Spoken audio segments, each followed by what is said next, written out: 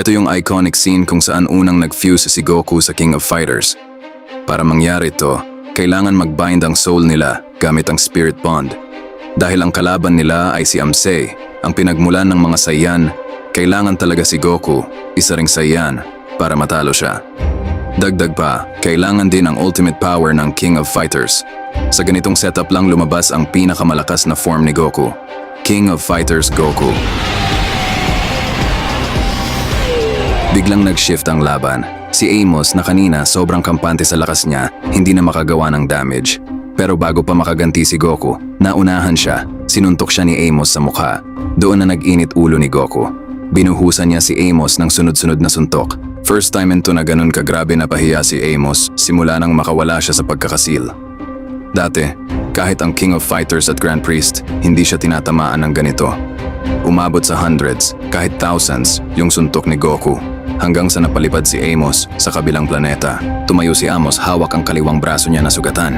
Hindi siya makapaniwala. Siya na pinagmulan ng Saiyans. Natalo ng ganun kabilis. Si Amsei, galit na galit.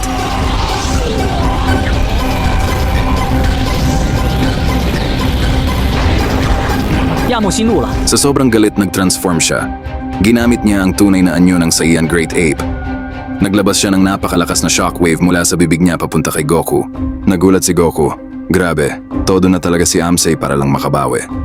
Kahit maliit na bahagi ng attack, umabot sa isang galaxy at binura ito parang walang nangyari.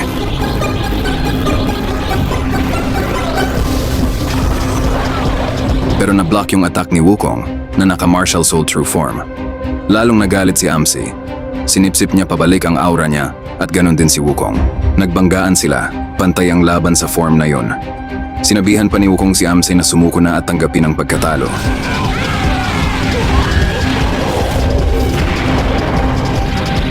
Sa bawat suntok nila, may mga universo na nabubura. Lumayo ang kamera at makikita mo halos lahat ng universe sa Dragon Ball World naglaho. Hindi na kinaya ni Goku ang Fist King. Kailangan na niyang tapusin ito. Dahil sa laban nila, halos wala nang natitirang buhay maliban sa Grand Priest. Pinush pa ni Goku ang power niya. Kailangan niyang higitan si Amsei para matapos ang gulo.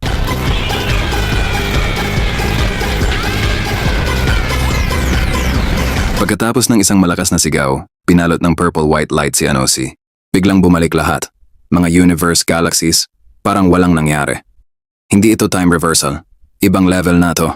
Naabot ni Goku ang bagong anyo, ang God of Creation form. Yung infinity symbol sa noo at dibdib niya, hindi lang power yon.